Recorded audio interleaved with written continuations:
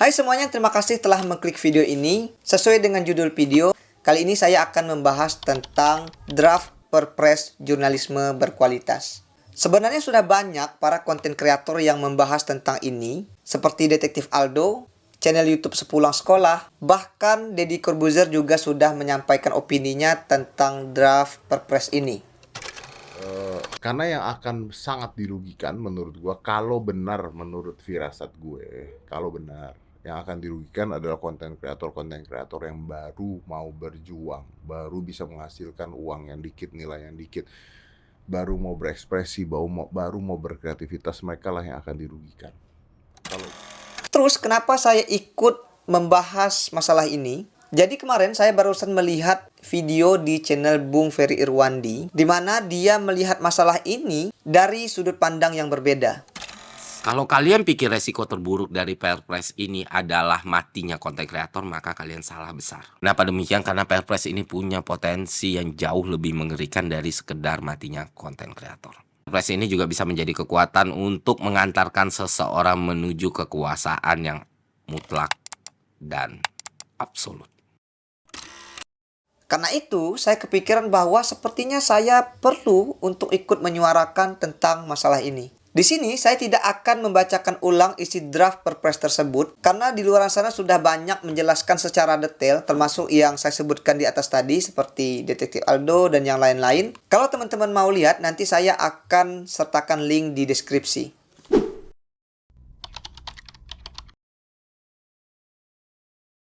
Bagi teman-teman yang belum tahu, saya akan ceritakan sedikit kenapa perpres ini bisa dirancang dan bisa diajukan. Sebenarnya, tujuan awal dibentuknya perpres ini oleh para dewan pers. Pertama, dengan adanya perpres ini harapannya bisa membantu perusahaan pers agar tetap bisa bertahan di era digital saat ini. Demi keberlangsungan hidup para jurnalis, lalu perusahaan pers, dan menciptakan jurnalisme yang berkualitas. Dengan salah satunya, yaitu dengan pembagian royalti dari setiap berita-berita yang ditampilkan di platform digital.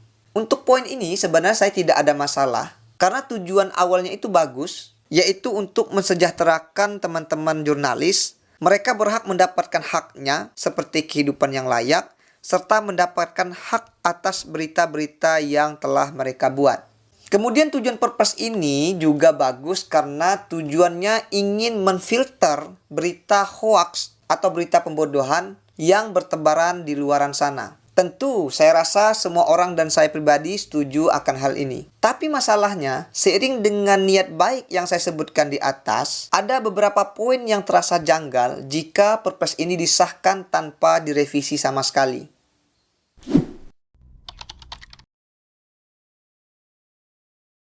Oke, kita langsung saja. Kita bisa lihat pada pasal 7 ayat 1 huruf D. Di situ disebutkan bahwa perusahaan platform digital wajib memberitahukan perubahan algoritma dalam kurun waktu 28 hari sebelum dilakukan perubahan algoritma tersebut. Nah, ini yang menurut saya janggal dan perlu rasanya untuk disuarakan.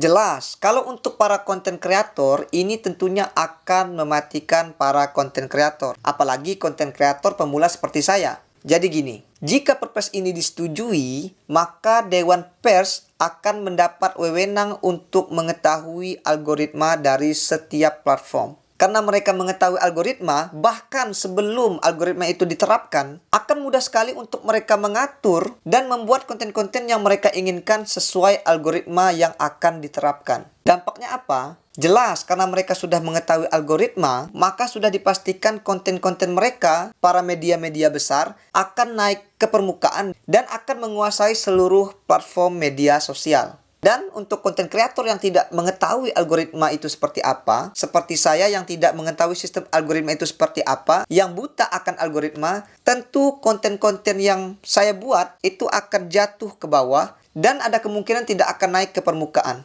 Dan dapat kita simpulkan bahwa para konten kreator ini yang tidak mengetahui algoritma, konten-kontennya akan tenggelam, mereka akan kehilangan traffic, mereka akan kehilangan viewers. Dengan kata lain, dapat kita simpulkan bahwa sebenarnya algoritma adalah inti dari bisnis sosial media. Sebagus apapun konten yang akan kita buat, jika tidak terbaca algoritma, tentu bisa dipastikan konten kita tidak akan bisa naik ke permukaan dan dipastikan bisa tenggelam. Dan ini adalah awal matinya para konten kreator.